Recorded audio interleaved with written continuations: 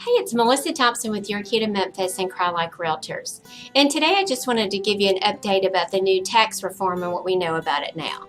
So stay tuned, we'll be right back.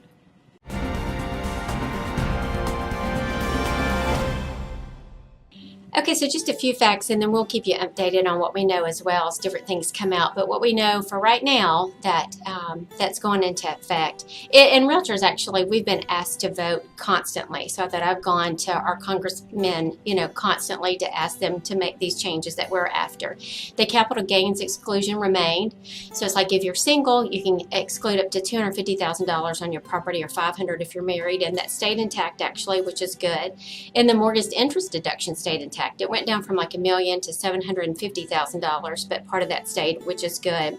And the state and local tax deductions, they were trying to eliminate that altogether, but it's a $10,000 limit, which is pretty good for Memphis, actually. I thought I had a buyer, at one time come from New York, and their taxes were like $50,000. Property taxes in here, $10,000 is a pretty good deal.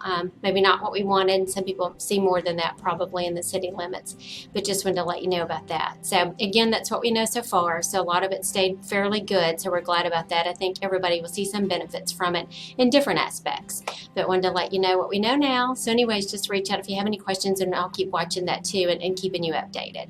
So thanks so much and have a great day.